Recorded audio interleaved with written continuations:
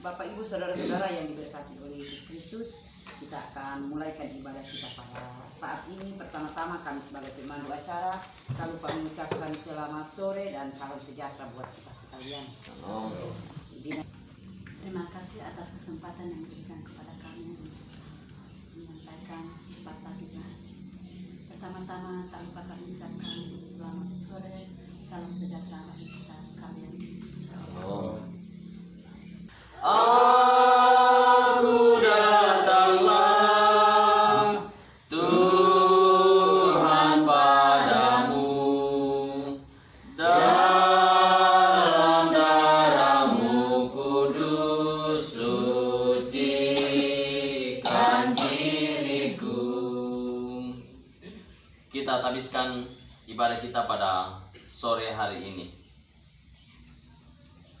Pertolongan kita adalah dari pihak Tuhan yang menjadikan langit dan bumi yang tetap setia untuk selama-lamanya dan tidak pernah meninggalkan perbuatan tangannya. Amin. Saya persilakan kita duduk kembali. Markus 1 ayat 35 sampai 39. Saya beri judul berdoa dan bekerja.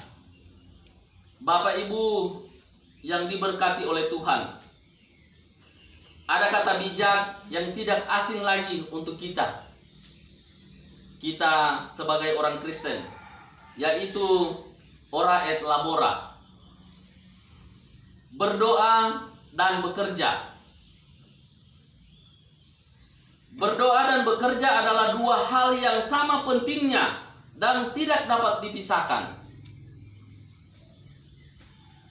Berdoa dan bekerja ibarat dua sisi dari satu koin kehidupan. Seringkali kita terlalu sibuk bekerja sehingga kita melupakan waktu-waktu untuk berdoa. Kita ibarat seorang tukang yang menebang kayu dengan kapaknya. Jika tukang itu hanya tebang dan menebang saja, maka makin lama kapaknya akan tumpul.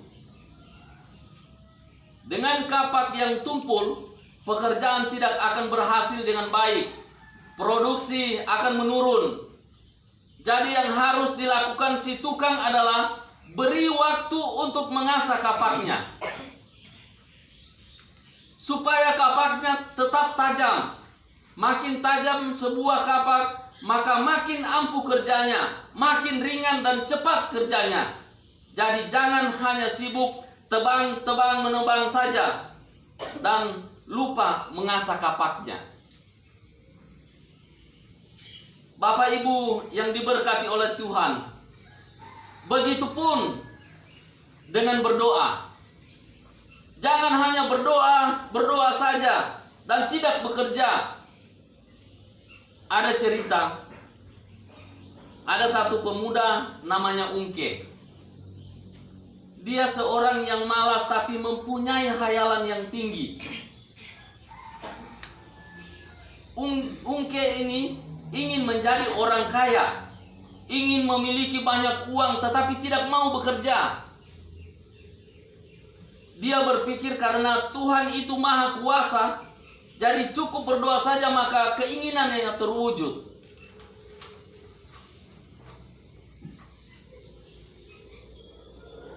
Jadi Ungke pun berdoa. Dia berdoa, "Ya Tuhan, jadikan aku yang cuma dengan kipas-kipas saja uang datang." Ungke berdoa. Tuhan kabulkan doanya Ungke.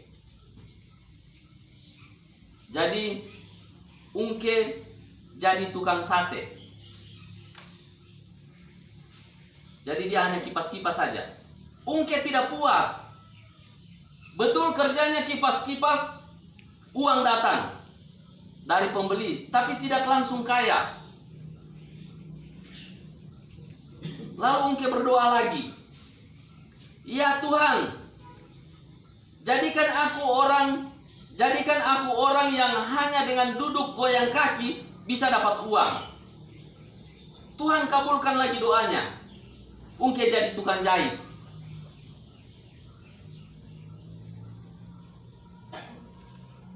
Ternyata dia bilang, Tuhan itu bukan yang itu yang Ungke mau.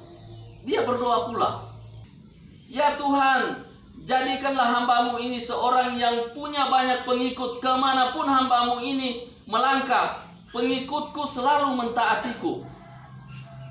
Doanya Ungke. Tuhan langsung kabulkan doanya Ungke. Ungke jadi gembala bebek. Hah? Ini Ungke jadi gembala bebek. Dimanapun dia pergi bebek pasti baik kok. Ini dia bilang, Ungke, astaga Tuhan, salah lagi. Dia bilang, bukan itu yang kita mau. Tapi Tuhan kasih dia. Tuhan menjawab semua doanya, tapi bukan menurut keinginannya. Dia so jawab, dia so kasih. Dia hanya kipas-kipas, uang datang. Jadilah tukang sate. Dia kasih, Tuhan kasih, tetapi bukan menurut keinginannya. Ungke menjadikan doa seperti kartu ATM. Begitu dimasukkan di mesin, pencet angka saja, uang keluar. Seringkali kita pun tidak ada bedanya dengan Ungke. Kita terus meminta dan meminta. Kita ingin Tuhan selalu memenuhi keinginan kita. Baik Ungke maupun kita sekalian mesti belajar mengubah cara pikir kita tentang doa. Bapak Ibu yang diberkati oleh Tuhan, berdoa dan bekerja mesti seimbang. Dalam hidup ini kita mendoakan apa yang kita kerjakan dan mengerjakan apa yang kita doakan. Tentang berdoa dan bekerja, mari kita belajar dari Yesus. Yesus melayani dari kota ke kota. Yesus memberitakan Injil, mengajar, melakukan mujizat, menyembuhkan orang sakit, kerasukan, bahkan membangkitkan orang mati. Tapi sebelum memulai pelayanannya, Yesus punya waktu untuk berdoa. Kalau kita lihat tadi ayatnya yang ke-35, dia katakan begini. Pagi-pagi benar waktu hari masih gelap, ia bangun dan pergi keluar. Ia pergi ke tempat yang sunyi dan berdoa di sana. Dia masih sempat. Dia menyempatkan diri untuk berdoa. Tuhan Yesus ini. Bapak Ibu yang diberkati oleh Tuhan, Yesus adalah Tuhan dan Juru Selamat, tetap berdoa. Maka kita semua sebagai orang percaya, sebagai karyawan, sebagai petani, sebagai buruh, sebagai PNS dan sebagainya, gunakan kesempatan setiap saat kita dapat berjumpa dengan Tuhan seperti saat ini.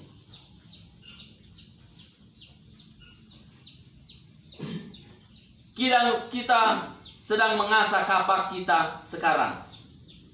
Ibadah, berdoa, dan perjumpaannya dengan Tuhan menjadikan kekuatan supaya kita memiliki sukacita untuk bekerja.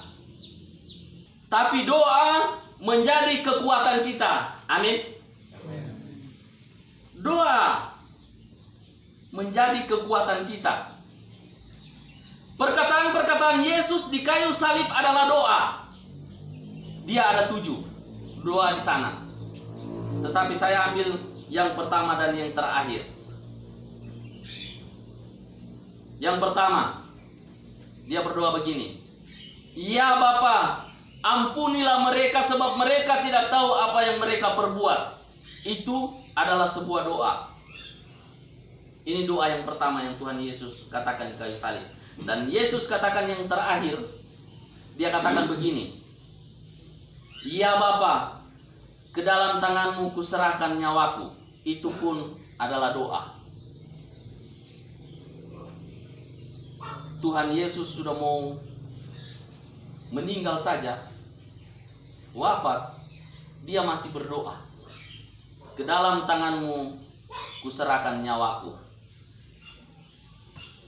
Jadi doa adalah kekuatan Yesus untuk menjalankan misi keselamatan dari Allah bagi dunia ini. Doa juga yang menjadi kekuatan kita menghadapi tuntutan kerja, membuat kita lelah, membuat kita stres. Tuhan menghendaki kita bekerja dengan sungguh-sungguh. Kerja ini bukan hanya soal upah. Kerja ini bukan soal gaji. Kerja ini bukan soal makan, soal status pegawai, karyawan. Tetapi kerja adalah soal iman. Dengan bekerja kita sedang menjadi saksi tentang cinta Yesus.